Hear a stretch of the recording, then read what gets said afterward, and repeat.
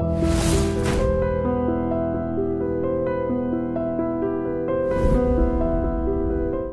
this is Ram Gopal Verma and congratulations to iDream for reaching 1 million subscribers. అయితే కొంతమంది upcoming directors కొత్త directors వాళ్ళకి మాత్రం నిర్మోహమాటంగా చెప్తారంట కదా, మీరు చేతులు కాల్చుకోకండి, ఆ స్టోరీ చెయ్యొద్దు అని చెప్తారు. బట్ వాళ్ళు కూడా కొందరు వింటారు, దాన్ని పట్టుకొని మళ్ళీ ట్రై చేస్తూ ఉంటారు. రాజు గారికి సినిమా మీద ఎంత ప్యాషన్ ఉందో, ఎంత ఇష్టం ఉందో, ఎంత జడ్జ్మెంట్ కేపబిలిటీస్ ఉన్నాయో, రాజుగారు అప్పుడప్పుడు చాలా కొన్ని కర్ణ కఠోరంగా కూడా ఉంటారని విన్నాను. అంటే కొన్ని డెసిషన్స్లో వెరీ ఫర్మ్, డైరెక్టర్ మాట కూడా వినరు. ఎట్టి పరిస్థితుల్లో ఈ సినిమా ఇది వెళ్ళాలంటే ఇది ఇలాగే వెళ్ళాలి, ఇందులో ఈ పాయింట్ ఉండకూడదు అంటే ఉండకూడదు, అంటే కొన్ని స్ట్రాంగ్ డెసిషన్స్ కంపల్సరీగా తీసుకుంటారంట. ఇది నిజమేనా? అంటే తీసుకోవాలండి. తీసుకోకుండా ఏమవుతుందంటే, నేను ఎప్పుడు ఎవరితోనైనా మా టీంతో ఎప్పుడు మాట్లాడేది, ప్రతి సినిమా దగ్గర అందరికి చెప్పేది ఒకటే చెప్తాను, మాకే కాదు ఇది ఎవరికైనా, సినిమా సక్సెస్ అవుతూనే ఆ సినిమాలో యాక్ట్ చేసిన హీరోకి కానీ, ఆ సినిమాకు డైరెక్ట్ చేసిన డైరెక్టర్ కానీ, టెక్నీషియన్స్ కానీ, మాకు కానీ, మా డిస్ట్రిబ్యూటర్లకు కానీ, కింద సినిమా వేసే ఎగ్జిబ్యూటర్లకు కానీ అందరికీ సక్సెసే కావాలి. మనం ఏమి ఒక రాంగ్ స్టెప్ వేసి ఒక ఫ్లాప్ సినిమాకి పంపించే పరిస్థితి ఉంటే ఎందుకు తీయాలి? సో సక్సెస్ఫుల్ సినిమా వెళ్తేనే ఇంతమందికి ఉపయోగం. సో ఆ సక్సెస్ఫుల్ సినిమా కోసమే ఎవరితో ఫైట్ చేసినా, ఎవరితో చెప్పినా, ఎక్కడ నా మాటలు అనిపించుకున్నా అదొకటే టార్గెట్ కోసం. బట్ ఎవరికి వాళ్ళకి కూడా అనిపిస్తుంది కదా, ఆ సినిమా వాళ్ళ పాయింటే రైట్, రాజుగారు చెప్పింది రైట్ కాదు కరెక్ట్ అంటారు. అక్కడ ఏంది, అక్కడ కన్ఫ్యూజ్ ఉన్నప్పుడు ఒక స్టెప్ తీసుకోవాలి. ఎవరు తీసుకోవాలి? ఫైనల్గా ఎవరు తీసుకోవాలి? యాజ్ అ ప్రొడ్యూసర్గా నేను తీసుకోవాలి, ఎందుకంటే నా డబ్బు ఇన్వాల్వ్ అయింది. ఆ సినిమా ఆడితేనే నా డబ్బు వస్తుంది. ఇప్పుడు హీరో కానీ, డైరెక్టర్ కానీ, అందరిది కానీ అక్కడికి సినిమా రెడీ అయ్యేటానికి వాళ్ళ రోల్ అయిపోయింది. ఇలాంటి స్టాండ్ తీసుకోవాల్సిన సిచ్యువేషన్లో మటుకు ప్రొడ్యూసర్ అనే కాల్ చెప్పాలి. ఓకే, లేకుంటే కష్టం. ఇలాంటి సందర్భాలు ఎప్పుడన్నా కాన్ఫ్లిక్ట్ వచ్చి సినిమా డ్రాప్ చేసిన సందర్భాలు ఉన్నాయండి ఏదన్నా సినిమా? జగడం. ఓకే. సుక్కుకు నాకు ఎంత క్లోజ్ రిలేషన్ అంటే అంత క్లోజ్, అంటే ఆల్మోస్ట్ దిల్, ఆర్య ఒక 4-5 years స్ట్రాంగ్ బాండ్ అయ్యాం. ఆర్య తర్వాత మా కాంబినేషన్ బన్నీ, నేను, సుక్కు చేయాల్సింది అది. తను చాలా కష్టపడ్డాడు, స్క్రిప్ట్ రెడీ చేశాడు. స్క్రిప్ట్ వినగానే భయం వేసింది, ఏదో తప్పుగా వెళ్తుంది. అయితే నేను ఇమీడియట్లీ డెసిషన్ చెప్పకుండా బన్నీ విన్నాడు, బన్నీ కూడా సేమ్ ఫీల్ అయ్యాడు. సో మేమిద్దరం సుక్కుకు చెప్పాలి, ఎందుకంటే మా ముగ్గురు మధ్యలో ఒక బాండేజ్ ఉంది. ఆయన సుక్కు గురించి మాకు తెలుసు, ఏదైనా ఫిక్స్ అయితే తను బయటికి తీసుకురావడం కష్టం. అంటే ఈజ్ ఎక్స్ట్రాడినరీ రైటర్, తను కొత్తగా చెయ్యాలి. అందుకే ఆర్య వచ్చింది. ఆర్య వచ్చిందంటే తను అంత కొత్తగా ఆలోచించాడు కాబట్టి ఆ రోజు ఆర్య వచ్చింది. దీని విషయంలో మేము చెప్తున్నా కానీ తను ఎక్కడో ఫిక్స్ అయ్యాడు.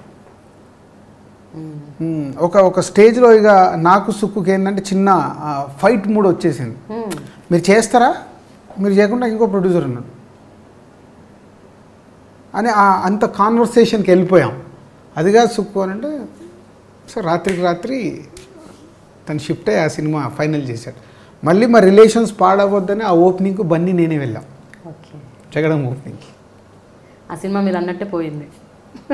సో మీ డెసిషన్, మీ జడ్జ్మెంట్ అంటే మళ్ళీ వాళ్ళకి సెన్సార్ ప్రాబ్లం వస్తే కూడా నేనే వెళ్ళి నేను మాట్లాడి సో సుక్కుని కన్విన్స్ చేసి ప్రొడ్యూసర్కి ఆయనకు కూడా ఏదో గ్యాప్ వస్తే, అంటే నేను అదే చెప్పేది,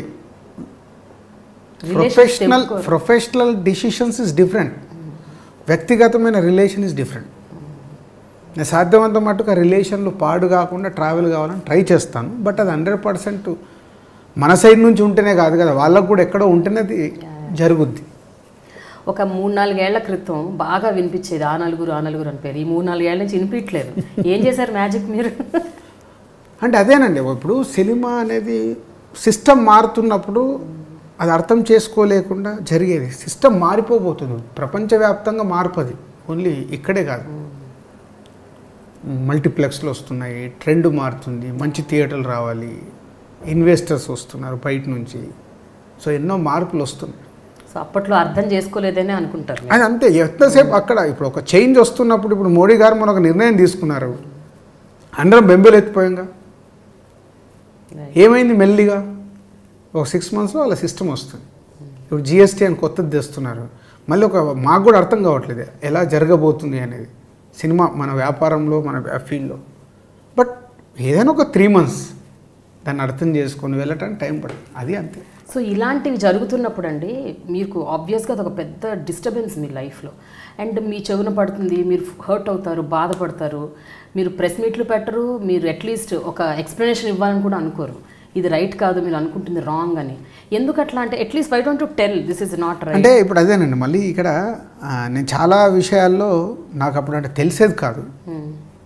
అరవింద్ గారు లాంటి సలహా అడిగేవాడిని, ఏంటి సార్ ఇలా ఉన్నప్పుడు నేను ఏదైనా రియాక్ట్ కావాలంటే వద్దనేవాళ్ళు. ఓకే, ఎందుకు అని అంటే నువ్వు ఇస్తావు, నువ్వు ఇవ్వగానే ఏమవుద్ది, మళ్ళీ కౌంటర్ వస్తుంది, మళ్ళీ నువ్వు ఇస్తావు, మళ్ళీ కౌంటర్ వస్తుంది. ఇఫ్ యు ఆర్ రైట్ నువ్వు ఇవ్వాల్సిన అవసరం లేదు. అంటే తర్వాత దాన్ని ఓహో ఇది కరెక్టే కదా, ఆ ఒక్కరోజు గురించి నేను షేక్ అయిపోతుంటే అది 1 week ఎపిసోడ్ అవుతుంది. సో దానికోసం సరే ఏదైనా టైమే డిసైడ్ చేసి, ఇప్పుడు మీరే అన్నారు కదా 4 ఏళ్ల తర్వాత వినిపించట్లేదు, ఏమీ చేయలే, సిస్టమ్ అలవాటు అవుతుంది, సిస్టమ్ అర్థమవుతుంది. అయితే ఈ మధ్య వినిపిస్తున్న వర్డ్ అబ్రివేషన్ ఎల్ఎల్పి. ఎల్ఎల్పి అంటే ఏంటండి? ఇది రెగ్యులర్ రన్నింగ్లో ఉన్న ప్రొడ్యూసర్స్ అందరు కలిసి పబ్లిసిటీ ఎలా చేసుకుందాం, మన మనీని ఎలా సేవ్ చేద్దాం, లేకుంటే హ్యూజ్గా అన్లిమిట్ ఎవరో వస్తున్నారు టపటపట ఎక్కడ చూస్తే ఒకటే సినిమా ఓడింగ్స్ కనిపిస్తాయి.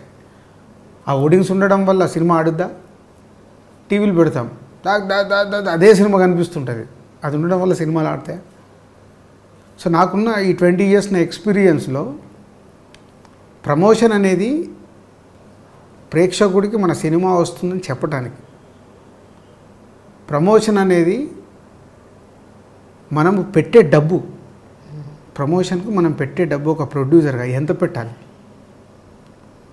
సో పక్కోటి చేస్తుండగా నేను చేయాలి, నేను చేస్తుండగా ఇంకోటి చేయాలి. ఎందుకు? పక్కోటి చేయడం వల్ల హీరో అడుగుతాడు, అరే ఆ సినిమా కనిపిస్తుందండి, పక్కపక్కన రిలీజ్లు ఉన్నాయనుకోండి, ఆ సినిమా కనిపిస్తుంది మనకు కనిపించట్లేదు అంటే వాళ్ళ వల్ల కూడా మాకు డ్యామేజ్.